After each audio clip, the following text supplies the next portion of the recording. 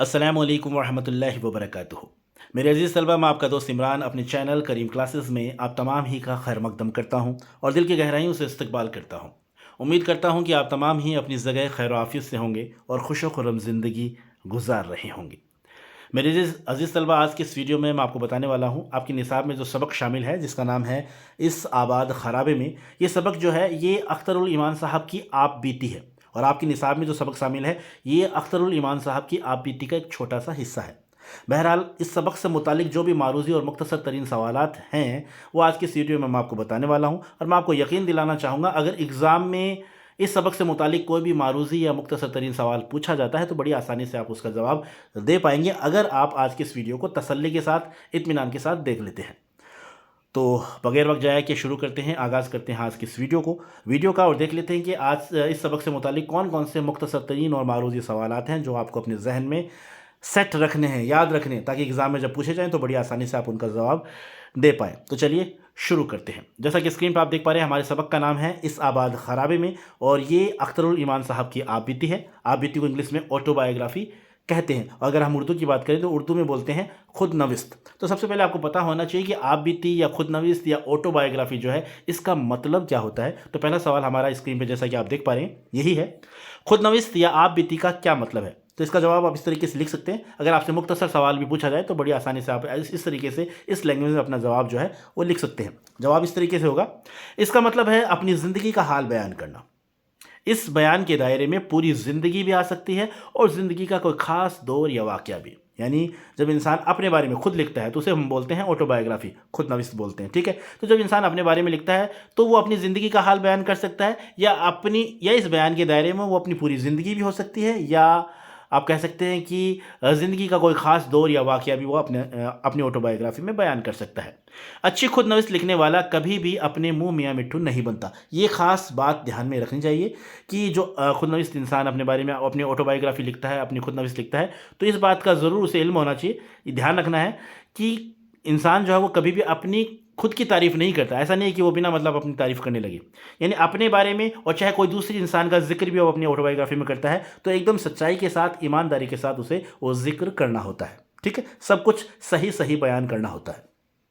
अगला सवाल हमारा, खुद नविस्त लिखते वक्त दूसरों के बयान को किस तरह लिखा जाना चाहिए। यानी अगर किसी दूसरे इंसान का जिक्र भी आपकी खुद नविस्त में, आपकी ऑटोबायोग्राफी में होता है तो उसे किस तरीके से आपको लिखना है, सच्चाई और दयानतदारी के साथ। यानी एकदम सच सच बयान करना है, ईमानदारी के साथ बयान करना है।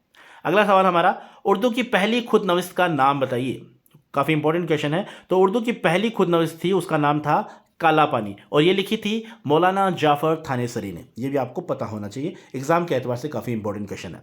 तो उर्दू की पहली खुद नविस्त किसने लिखी थी? उर्दू की पहली खुद नविस्त जो कि काला पानी थी और ये लिखी थी मौलाना जाफ़र थानेसरी ने। रशीद अहमद सिद्दीकी की खुद नविस्त का नाम बताइए। तो रशीद अहमद सिद्दीकी की खुद नविस्त का नाम है आसफ्ता बयानी मेरी। यहाँ पर कुछ सवाल मैंने खुद नविस्त से मुतालिक दिए ताकि अगर एग्ज़ाम में आपसे पूछ लिया जाए कि फ़लाँ शख्स की खुद नविस्त का नाम बताइए तो आप बता सकते हैं क्योंकि आपके जो सबक में इनका जिक्र किया गया है।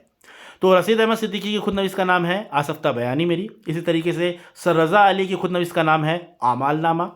जोश मलिहा आबादी की खुद नविस्त का नाम है यादों की बारात। क़ुर्रतुल ऐन हैदर के सवाने नावल का नाम बताइए। तो ये आपको पता होना चाहिए, इसका जवाब है कारे जहां दराज है।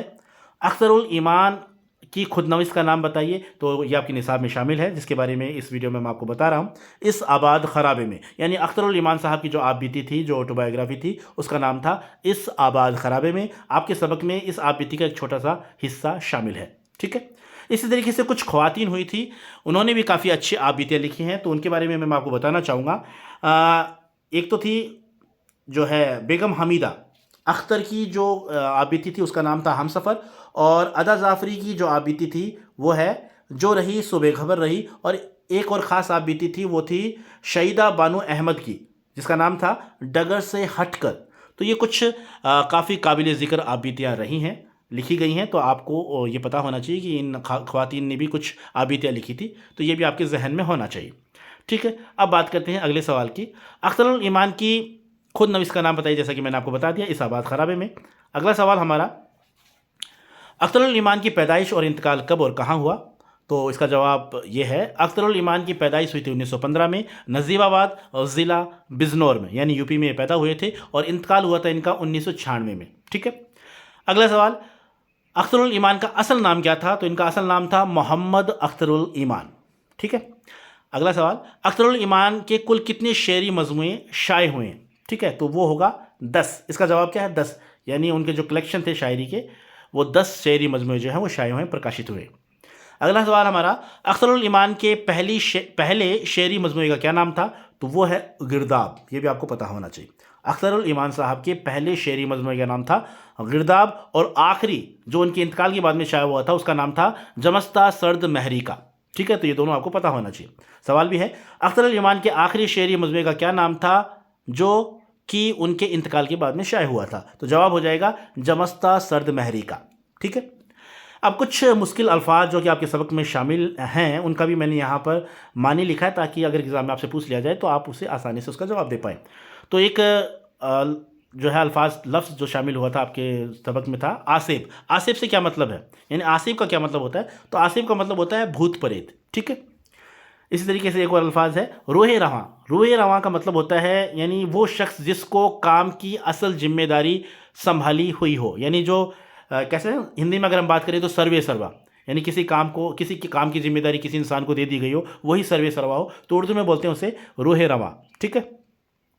अगला सवाल, कहर दरवेश बर जाने दरवेश से क्या मुराद है? तो कहर दरवेश बर जाने दरवेश एक फ़ारसी मुहावरा है और इसका मतलब होता है गरीब का गुस्सा अपने ऊपर ही निकलता है। ठीक है, तो इस तरीके से इसका मतलब होता है।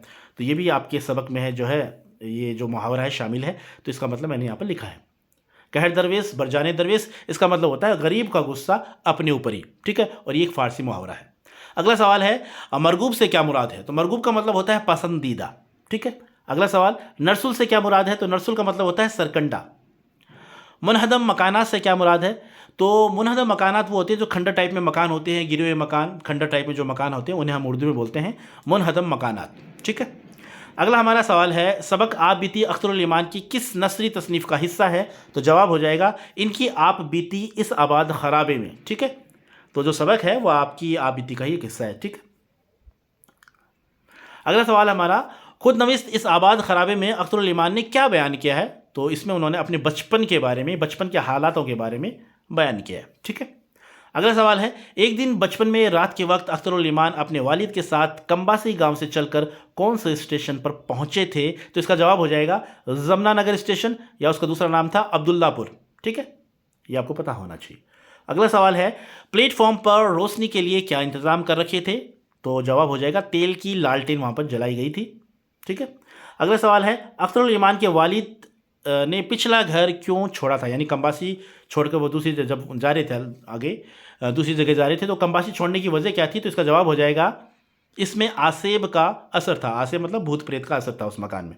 और वहाँ पर जो अख्तरुल ईमान साहब, उनका जो छोटा भाई था जिसका नाम रिजवान था, वो 10-15 दिन का हुआ था, तभी उसका इंतकाल हो गया था उस बच्चे का। तो वो घर जो है वो छोड़ देते हैं। तो इसका भी इस सबक में जो जिक्र किया गया। अख्तरुल ईमान किसकी कब्र पर जाकर रोते थे? तो जैसा कि मैंने आपको बताया, अख्तरुल ईमान का छोटा भाई था जिसका नाम रिजवान था, 10-15 दिन की उसकी उम्र रही होगी तब उसका इंतकाल हो गया था।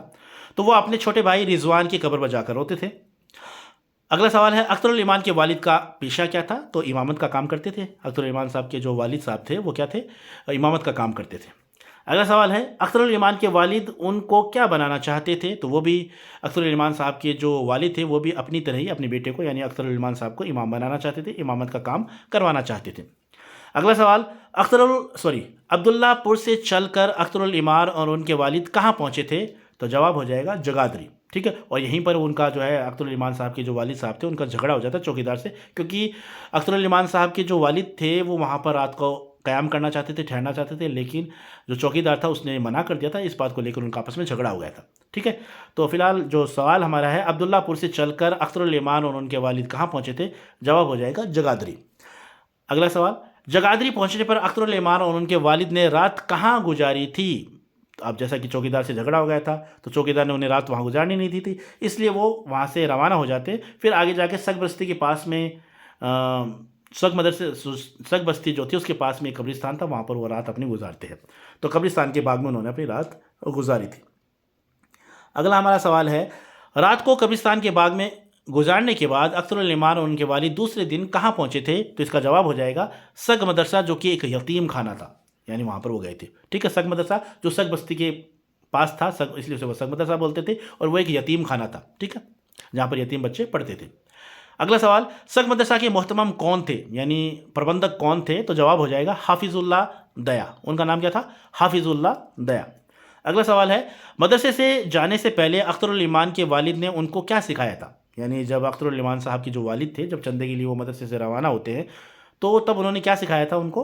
तो नमाज सिखाई थी, ठीक है, इसका जिक्र किया गया सबक में। अगला सवाल है, मदरसे में एक लड़की लाली को कौन उठा कर ले गया था? अब सबक में जिक्र किया गया है कि मदरसे में दो बच्चे पढ़ते थे, वो किसी बटलर या बेरे के बच्चे थे, और एक लड़की थी जो कि 4-5 साल की लड़की थी जिसका नाम लाली था, तो उसका जिक्र किया गया सबक में। तो उसे क्या एक लकड़बग्गा उठा कर ले जाता है, तो इस सवाल का जवाब हो जाएगा लकड़बग्गा। यानी मदरसे में एक लड़की लाली जो कि 4-5 साल की बच्ची थी, उसे कौन उठा कर ले जाता है? तो जवाब हो जाएगा लकड़बग्गा, ठीक है। अगला सवाल है, सग मदरसे से जुड़ी वो दो अहम यादें कौन सी हैं जिसका अख्तरुल ईमान ने अपने आप बीती में जिक्र किया है? तो एक ख़ास इंपॉर्टेंट मुख्तसर सवाल भी बनता है अगर एग्ज़ाम में आपसे पूछ लिया जाए। तो दो खास अहम यादें थी, एक तो था लाली का सर और दूसरा था बरसात के कीड़े। लाली का सर का मतलब अगर मैं इसे तफसील में बताना चाहूँ, तो जो थे वो मदरसे में दो बच्चे पढ़ते थे, वो किसी बटलर के बच्चे थे। अब अख्तरुल ईमान साहब ने जिक्र किया है कि लड़के का नाम तो मुझे नहीं पता, लेकिन वो जो लड़की थी छोटी सी, जो 4-5 साल की लड़की थी, उसका नाम था लाली। और एक बार क्या होता है, उसे लकड़बग्गा उठा कर ले जाता है। अब जब वो उसे ढूंढते हैं तो लास्ट में जंगल में जब वो काफ़ी तलाश करने के बाद में लाली का सर जो है उन्हें मिलता है, खून से रंगे हुए इसके जो है कपड़े लाली को मिलते हैं, और लाली का सर जो है वहाँ पर उनको मिलता है। लकड़बग्गा जो था वो लाली को खा गया था। तो ये जो याद है उनके जहन में पक्की हो जाती है, उन्हें वो याद रहती है। और दूसरा था, क्योंकि जंगल के आसपास जंगल था, तो जंगल बरसात के दिनों में क्या होता था, वो जो कीड़े होते थे वो आ जाते थे, और जब वो रात को खाना खाने बैठते थे तो दाल पे वो कीड़े गिर जाते थे, और उन कीड़ों की इतनी गंदी बदबू आती थी कि वो जिक्र करते हैं कि आज भी मतलब उनके नाक में वो बसी हुई है। तो ये दो खास जो अहम यादें थी वो इन दो यादों का उन्होंने जिक्र किया है, ठीक है। तो ये आपको पता होना चाहिए, लाली का सर और दूसरा बरसात के कीड़े। अगला सवाल है, लाली किसकी बेटी थी? लाली के वालिद कहाँ काम करते थे? तो जैसा कि मैंने आपको बताया, लाली जो थी वो एक बैरे या बटलर, यानी होटल में जो काम करते हैं, बैरा जो काम करता है, बटलर जो होता है, उसकी बेटी थी। और लाली के जो वालिद थे वो कहाँ काम करते थे? शिमला में, ठीक है। अगला सवाल है, अख्तरुल ईमान और उनके वालिद सग मदरसे से ताल्लुक़ ख़त्म करके क्यों चले गए थे? तो इसका जवाब हो जाएगा, मदरसे के मोहतमम से उनके वालिद की लड़ाई हो गई थी, झगड़ा हो गया था, ठीक है। अगला सवाल, मदरसे से जाने के बाद अख्तरुल ईमान और उनके वालिद कहाँ जाकर रहने लगे? तो जवाब हो जाएगा सग बस्ती में। सग मदरसा छोड़ के वो कहाँ चले गए? पास में ही सग बस्ती के अंदर चले गए।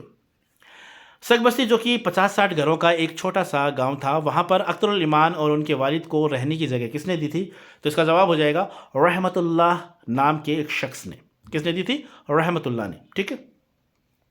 अगला सवाल हमारा, सग बस्ती में रहने के दौरान अख्तरुल ईमान के वालिद ने उन्हें पढ़ने के लिए कहाँ भेजा था?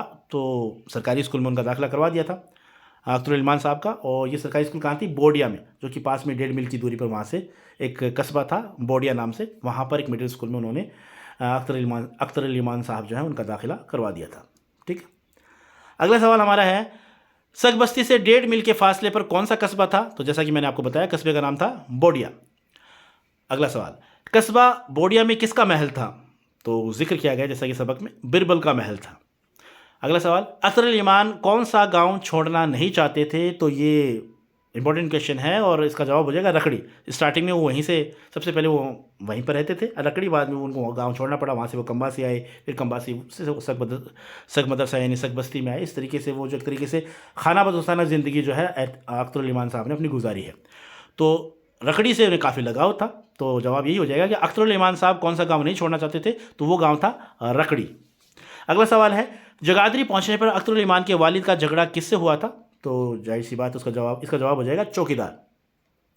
अगला सवाल, अख्तरुल ईमान के वालिद का झगड़ा चौकीदार से किस बात पर हुआ था? तो जवाब हो जाएगा रात गुजारने पर रुकने न देने से।